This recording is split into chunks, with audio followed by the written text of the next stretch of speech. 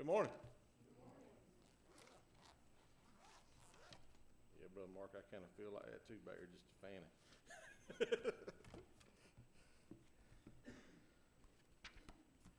All right.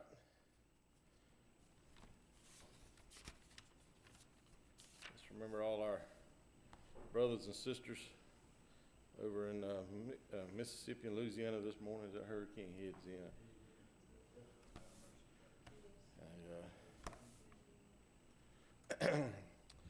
Today's is lesson 13. Forgiveness is demonstrated. Great leaders like Joseph used their position to demonstrate compassion and concern. We need more leaders of integrity. Our scripture reading this morning is a little bit scattered over several chapters and several verses, but we'll just read what's in here.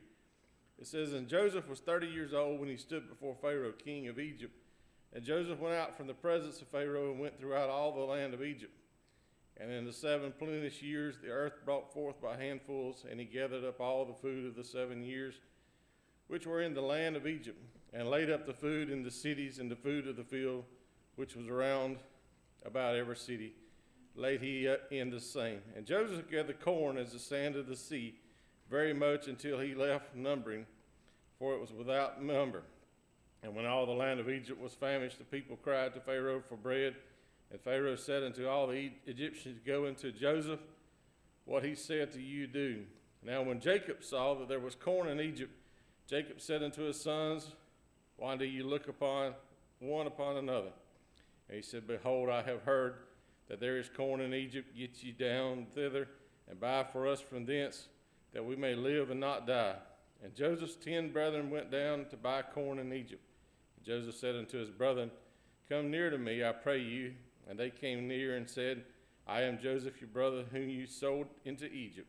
Now therefore be not grieved, nor angry with yourselves that you sold me hither. For God did send me before you to preserve life." I want you to just imagine a little bit with us this morning. We're going to back up, and last Sunday we didn't have church here, or didn't have Sunday school here last Sunday morning, so we're going to back up and cover the last lesson and this lesson kind of a little bit this morning to give you a real picture of what Joseph was doing. But I want to share just a little bit of a mindset with you just before we get started. Now, we live in South Georgia. We're used to farming. We're used to different crops. We have a variety of crops, and but we're really not known for grain. We grow a little bit of corn, and probably when most of you were younger, they grew corn to feed through the hogs, and they stored a little bit of it and fed it through the hogs, and that was their cash flow throughout the year. And so corn, there was a lot of small bins around, and so corn was grown. But a few years ago, I went out west, and we went up to Iowa and went out through Nebraska and all that. And you just drive, and then you see corn for miles and miles and miles. And you drive, and one time we went through during the harvest time, and you look, and the bins was full, and corn was piled on the ground out there.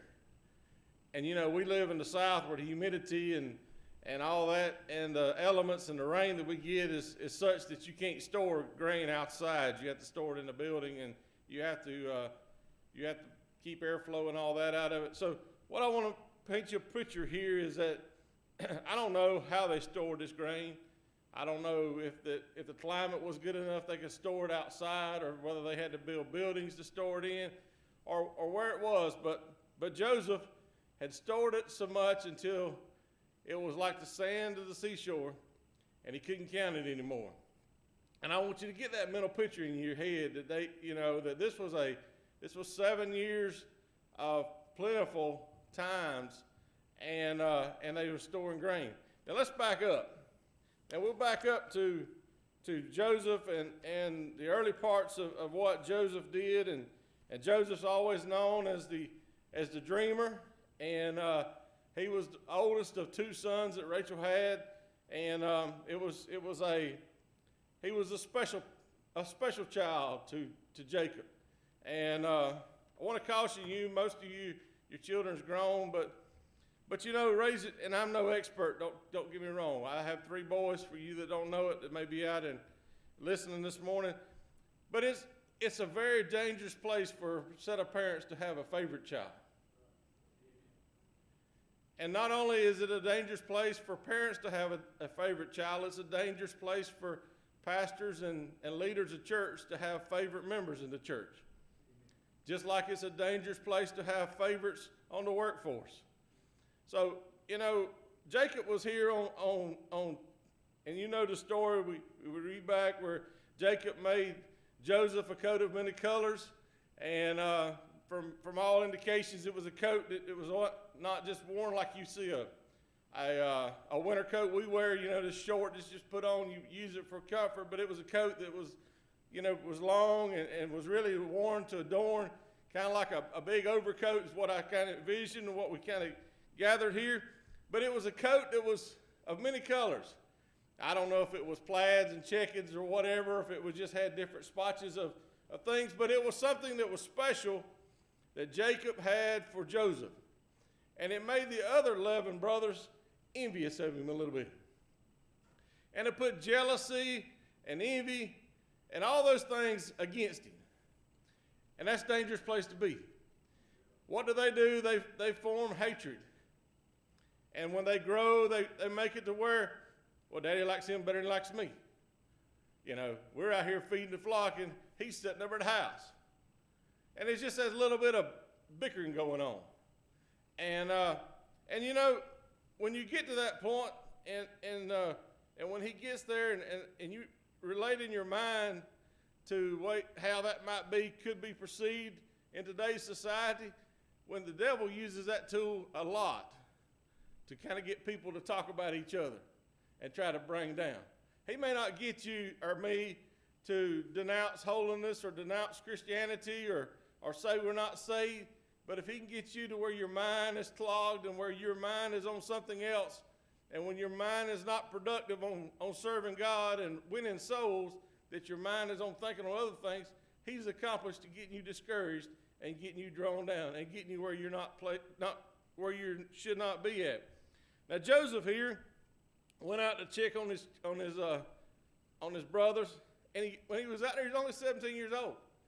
And Bryce is not in here this morning. I think Bryce is 16, 17. And so that's about how age he was. And y'all know how Bryce is energetic and full of energy, and he probably went out and said, "Hey, I dreamed this dream." And he dreamed a dream about the Shechems and where he was stood up and where his brothers was all bowed down to him. And they didn't like that. It made them mad. And so he told them about it. And so he dreamed another dream to where the sun and the moon and all of them was bowed down to him. And that made him even madder. Then he told his daddy about it. And Joseph, what I'm trying to paint you this morning is Joseph was a dreamer. He was just sharing what was going on. But it was making his brothers angry with him. And it was cultivating hatred in their heart. So bad until it got to the point that what did they do? When he went to go check on them, they decided they'd just kill him. And it went from that little point of, I don't like it because Daddy gave him extra coat. I don't like it because Daddy's favoring him a little bit, to the point to, let's get rid of him. And that's what the devil would have, hatred and envy and strife in our lives, to get to the point that we want to just get rid of it. And so Joseph here, they come up with a plan. They were going to kill him. And when they did that, they decided, well, if we do that, then the blood will be on our hands. So they decided they was going to put him in a pit. And so they threw him in the pit. They took the coat off of him, threw him in the pit. And I'm going somewhere with this. Y'all just bear with me. And when they put him in the pit, then the other folks came by and they pulled him out and they sold him. And he wound up in Egypt. Now,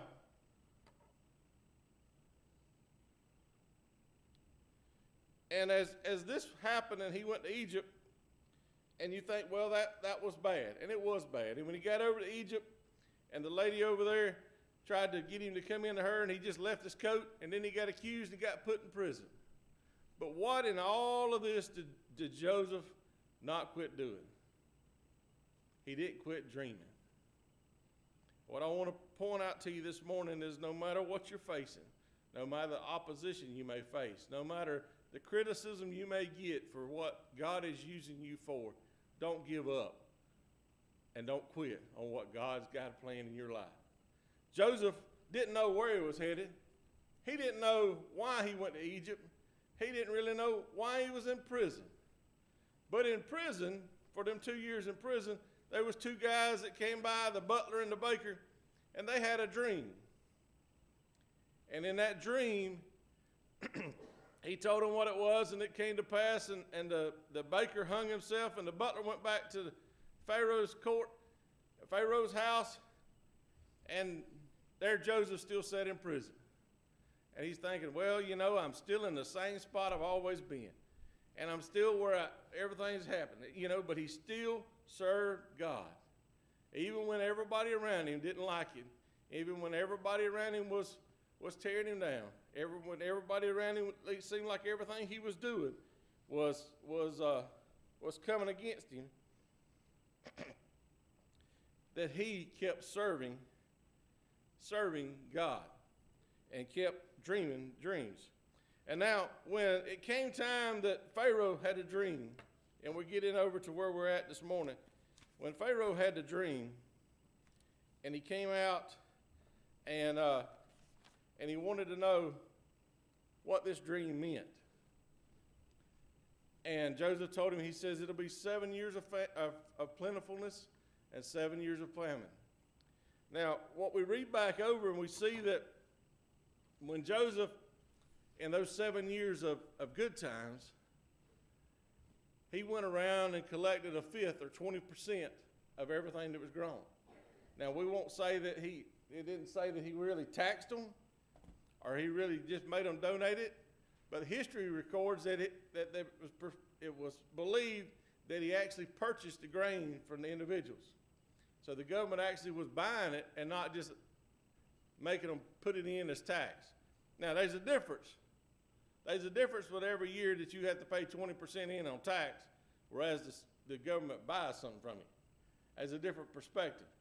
And the way I looked at that is that if he was buying it from them, then when it come time for them to sell it back to them in later years, if they had been real frugal with their money, they had the money to buy it back. But what about Joseph? He was fighting the famine. He was 30 years old when this happened. It had been 13 years since he'd been sold. It had been 13 years that he had been over there in that land. And you think, well, that's a long time. Yeah, that's a long time away from his dad. That's a long time away from his mother. That's a long time away from the family and his brothers. And probably he dwelled on it and wondered, you know, what are they doing? What are they like? But yet he was doing what God wanted him to do. He was in a place. He was second in command to Pharaoh. He was in the royal garments. He had all looked just like one of the royals. He was number 2 in command, and he was fighting the famine. Pharaoh was not a dictator, and back in those days they surrounded themselves with advisors, and they actually came and consulted regularly. You know, sometimes we think that our government is run by advisors, and then we wonder what kind of advisors we have that's running it.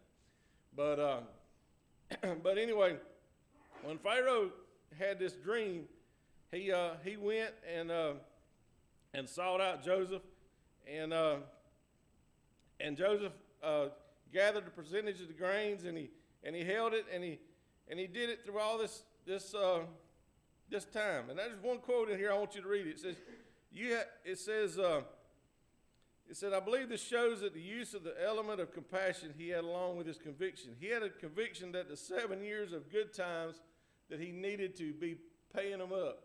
But what was he doing? He was doing that so that when times come for compassion, he can show out compassion. It says, you may have a conviction that hard times are soon to fall upon certain individuals, families, or countries. But do you have the compassion to plan to minister to them in their afflictions. Now that really struck home with me. Sometimes, he saw this dream that they were going to have 7 years of bad times. He saw it. He interpreted it. But he had enough compassion and enough foresight that he went to storing up in the 7 good years so that he could minister to the needs of others in the bad years. Many times, me as a human being, I'll just use me as an example. Sometimes I look at things and I say, well, so-and-so's going to go through a hard time. It looks like the route they're going and the life they're headed in and the circumstances of life that's going down for them, looks like they're fixing to go through some hard times. But me as an individual, do I not only see that they're going to have a hard time, but do I take that as an opportunity to increase myself, my spirit, my goods, so that I can show compassion through them in their hard times? Not only just realize they're having it, but actually show enough compassion to help them get through those hard times. And that's what Joseph was doing here. And then the 7 years of drought began, and some people might not have really understood or really thought that his dream was going to come true, and that his dream really mattered. The Bible says that old men will dream dreams and young men will see visions. Sometimes I wonder, are dreams still being seen? Y'all believe that people still seeing dreams? Seeing visions? I can attest to it. I'll be honest with you. About, I guess it's probably 8 years ago now, a fellow in this audience came to me one morning. I was at work. Come to me one morning. I distinctly remember. He said, "I want to talk to you." And he said, I dreamed a dream last night. I'm not going to go into what the dream was about, but he was close enough to the Lord and meditating on the Lord that the Lord showed him a dream, and he come to see. So I believe that dreams still happen. There's others in here that's done the same thing to me. So dreams are not for the bygones. Dreams are not for Joseph's years. Dreams are not for the times of the Bible. But sometimes I wonder, the reason we may not, God reveals himself in different ways to us. He speaks to us in different ways. Sometimes he speaks through the word. Sometimes he may speak through just your prayer when you're praying and you can feel, an unction from God. Sometimes it may be through dreams, and sometimes it may be somebody else. But what is our job? What is our job? Our job is to have a relationship enough with God that we'll know when he's speaking to us. And we'll know his voice, and we'll listen to his voice. And I've talked to us many times about this. Sometimes I feel that our lives, that the devil, one of the biggest tools the devil uses now is has us so busy until we don't have time to sit down and to really meditate on God.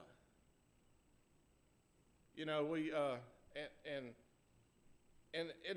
happens to all of us. It happens to the young, the old, the middle-aged. It's all of us.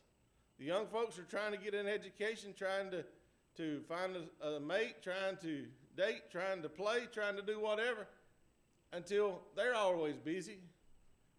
The young, 20 and 30 years old, they're trying to make a living, trying to feed the family, trying to figure out how they're going to have money at the end of the month.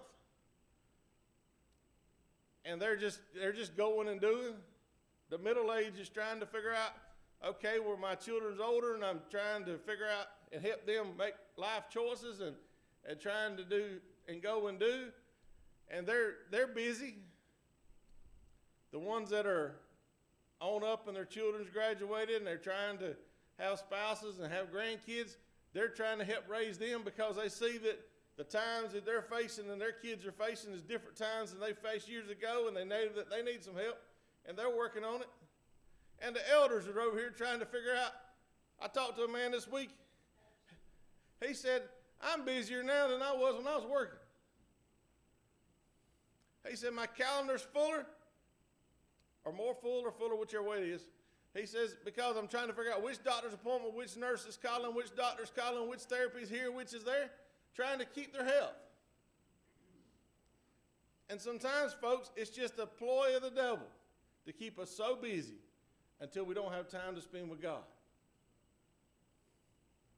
Because, you know, I can tell you the times that when I'm riding down the road and God comes in the truck. Now, I don't sit there and say, and talk to him, you know, as I'm talking to somebody right beside me and can look over and see him, but I can feel his presence when he comes in.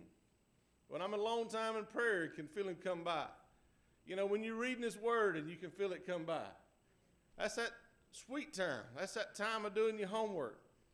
And that's what Joseph did. He was a dreamer. He had time to sit and listen and pay attention to God. And not only did he do that, but he planned. And it wasn't just a coincidence as this stuff happened. He planned for it because he knew what the dream meant. As we go down through here, it said when the people cried for bread, it was widespread. It was severe. It was caused of hunger. It wasn't just, hey, I think there's something down there. It was a dire need that these people had. And it was and as it come about, what did really happen? His dad and family realized that, hey, we're over in Canaan and we don't have anything. Because it was widespread. It just didn't happen here. It happened everywhere. It's kind of like things going on in our country. What you're facing in Moultrie, Georgia is not just to Moultrie, Georgia. It's countrywide. It's worldwide. I mean, the days of you and you knowing the folks a mile down the road and you have your circle and you know everybody that farms over there and you know everybody that lives over there and you know all their brothers and all their cousins and everybody's kin to everybody and you know everybody within about a 3 or 4 mile radius. Those days are over, folks. Those days are over. This world is so connected, and I mean, people know people all over the country, all over the world. I mean, they're with social media and the internet and telephones, your communications with somebody is at your fingertips. And so not only this time here, that famine wasn't just right there in Egypt. It had spread out to all this area. And so Jacob, he heard that there was bread and there was grain over in Egypt. And so he sent his sons to go over there. And what happened? Joseph recognized him. And it was Joseph that had the key to the warehouse. It was through his spiritual foresight, wise counsel, careful planning, and hard work that there was any food to be found anywhere. It was all because Joseph had seen the dream and had planned for it. We have a wonderful pastor that sees our spiritual needs, talks to God. God shares with him our spiritual needs. And whether we want to accept it or not, he preaches sermons to us. And if you'll really go back and look at them and look at the dates of the sermon and look at things that happened after those sermons, you'll see that those were warnings of things to come. Warning blocks, warning signs to say, you know, if you'll correct these things may not happen to you. Sometimes we as members may not, sometimes we'll hear to them really well. And sometimes we kind of push them off. And that's the devil's job. Matthew 16:19 says, and I will give unto you the keys of the kingdom in heaven, and whatsoever thou shalt bind on earth shall be bound in heaven, and whatsoever shall be loose on earth shall be loosed in heaven. What's he trying to tell us? He's trying to tell you if you're being bound here, if you're letting the cares of life and the things of life bind you down here, you're going to be bound in heaven. But if you'll really loosen up and serve God and seek after God and seek after the spiritual things in life, then you'll have a reward in heaven. Now, when Joseph, by this time he had bore 2 sons, he had a wife, and his first son's name was Manasseh, if if I pronounce that right, meaning to forgive. His second son's name was Ephraim, doubly fruitful. And so what was this doing? This was setting the stage that when his dad and his brothers, or when his brothers came, that Joseph was in the mindset to forgive. To forgive and to forget. Now, you know, it would be hard. I'll be honest with you. It would be hard. And we talked about this in Sunday school. We talked about grudges, and we talked about family, and we talked about inheritance. We talked about that a few weeks ago. But sometimes forgiveness is a hard thing to do. And forgiving family sometimes is really hard. Could you imagine when Joseph was sitting there and all of his brothers came in, everybody came in but Benjamin, and he recognized them. They didn't recognize him, but he recognized them. Could you imagine the first thing the devil probably popped in his mind is, you remember when they threw you in that pit? You remember they sold you, left you for dead, took your beautiful coat, smeared blood all over it, and sent it back to Daddy to make him think you was dead? You remember all that? Don't you remember that he just sat up here on that little shoulder, so to speak, and just really talked to him? But no, Joseph in his heart, he still loved him. He still missed him. He still had that forgiving heart. It says, Lord, no matter what they did to me, I still have compassion for them. They still have a soul. I don't want them to go hungry. I don't want them to die lost. I don't want them to die without you, Lord. They might have done me wrong, but I have a forgiving heart. Heaven is real, and life's too short for us not to be forgiving. I'm not going to say it's not easy, but it says, God is helping him forget all of my toil and all of my father's house, and he was fruitful in the land with his affection. And he was a forgiving soul there. And Joseph knew his brother, and when they came, and he talked to them, and the first time, you know the story, he sent them back, and he sent them back and told them, said, when you come again, you bring your brother with you, your little brother. He kept them there for a few days, and then he sent them back and told them, said, you bring your brother back with you? And they got down the road a little ways and realized that he put the money back in the sack. Not only did he give them food, Brother Dwayne, but he gave them the money back. Just gave it to them. Kind of put them perplexed. You know, sometimes when, I don't know, I don't want to get off on this, but chase this rabbit, but sometimes when you hurt and somebody's done you wrong, it's hard to just give back to them. But you know, as the old saying is, you can win more with honey than you can with vinegar. And as long as you have a good giving heart, you can win folks with kindness, or you'll destroy them with bitterness.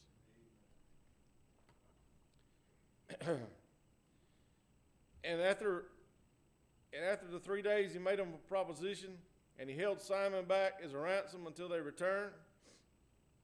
And they went back. And when he came back, his dad didn't really see all this, and he was a little hesitant about sending Benjamin back to him. But Reuben said, you got to do this. You know, we don't have much choice. I mean, if we're going back, we can't go back without him with us. And if I don't come back with him, then you can kill my 2 sons. You can put it all on me. But what did Joseph? The brothers were speechless with the shock and fear. When Joseph made himself known, what did he do? He did not avenge himself. He didn't use his power to get back at them. He didn't use his power to destroy them or put them in prison. He could put them in prison and made them sit there the rest of their life. And his dad could sit over in Canaan and die. He could have. He had the authority to do that. But he didn't avenge himself.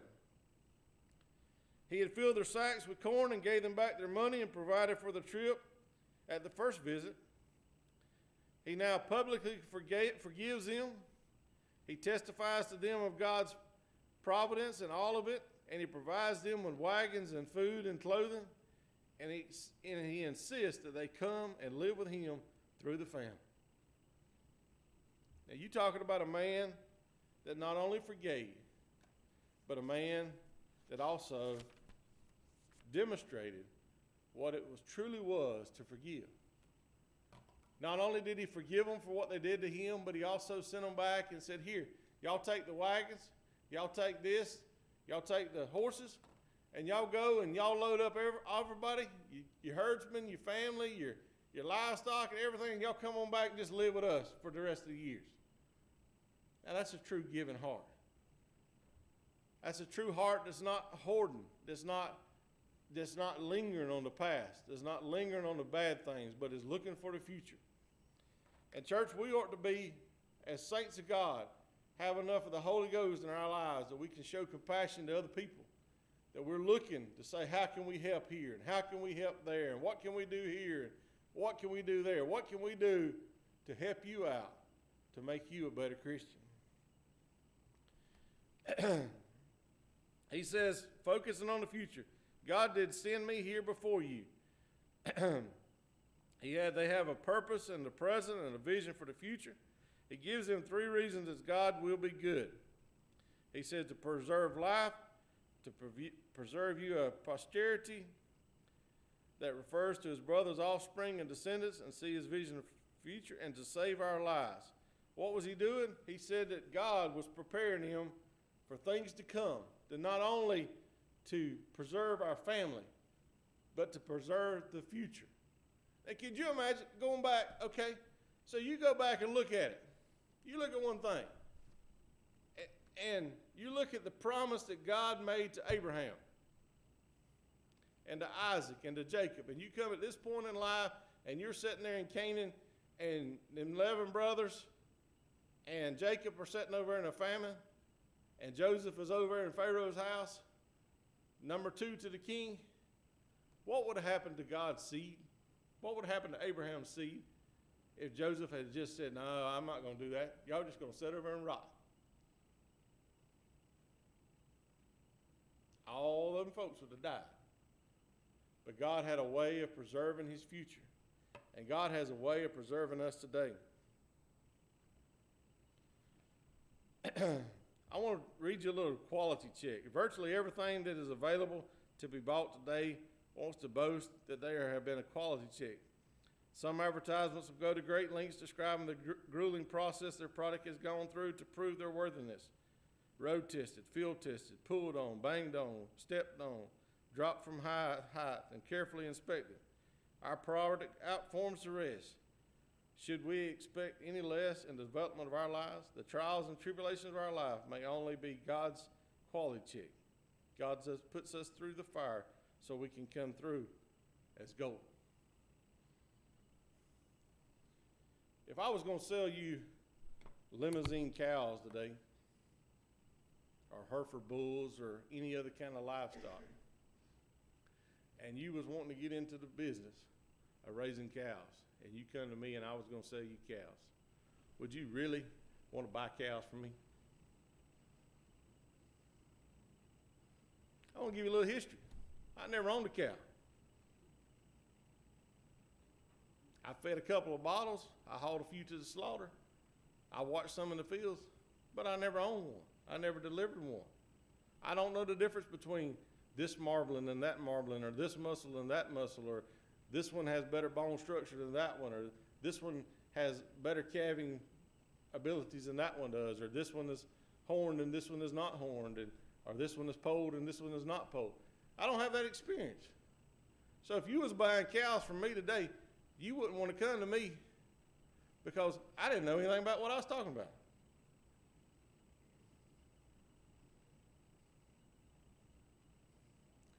If you're trying to win souls to the Lord, and people looking at you and looking at your life, and I'm not being doom and gloom, but the ones that are saying, yeah, I've been through this trial, and I can relate to you on that because this is what God did to me. This is how he molded me over here. This is what he did for me over there. This is the experience I got over here. Or this is the experience I got over here. Or this is what he did for me over here. What are you saying? I'm showing you that this is how God has helped me up to this point.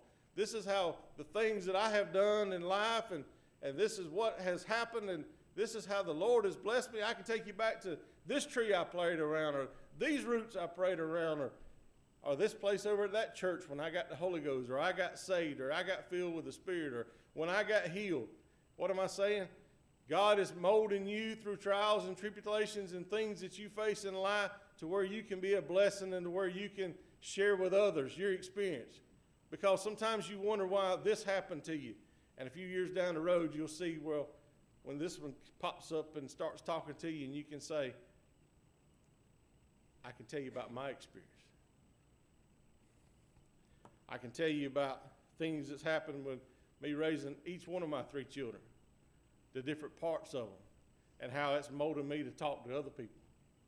I'm not going to go into all that this morning, but I could give you examples of that. I can give you examples of how that being here at the church and working in the church and working with different things and things that happened early in my Christian walk and how it's changed and made me look at things different as I got older, Brother Mark. And what is that? That's God guiding and directing the future. So what I admonish you this morning and what I'd like to leave with you today is keep doing what you know you need to be doing. Yeah. Keep dreaming. Keep looking forward. Keep storing up, because you never know when the famine's coming. And you say, well, I may have enough. Yeah, Joseph had plenty. Yeah, Joseph had plenty. But what about his dad and his brothers and his family? He provided for them. Not only them, but all the rest of the Egyptians and other ones that wanted to come, because he had enough for them. So this morning I'd like to tell us, don't just look and say, well, I'm just barely skating by. But have enough extra that when somebody comes by, I'm not saying hand them $1 or $2 or $100, $1 million or whatever you got. I'm just saying have enough that you can share. God knows how much we need, and God knows what our abilities is, and he knows what our talents are and what he's entrusted us to do. And sometimes it may be a kind word. Sometimes it may be going to the nursing home and singing to folks that can't give out.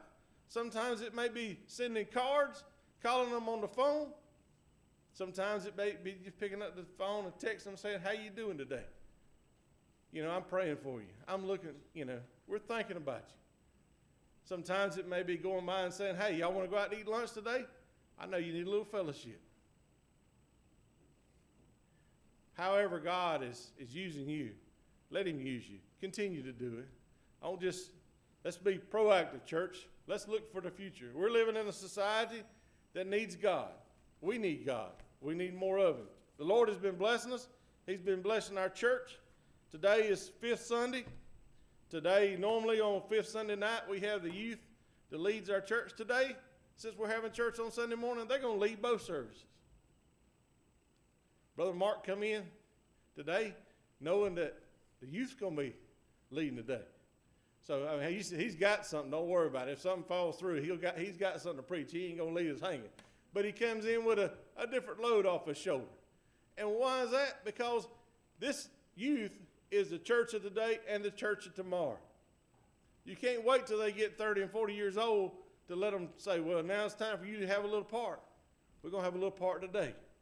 So they train them in what they need to be. Bless you. Enjoyed talking to you this morning.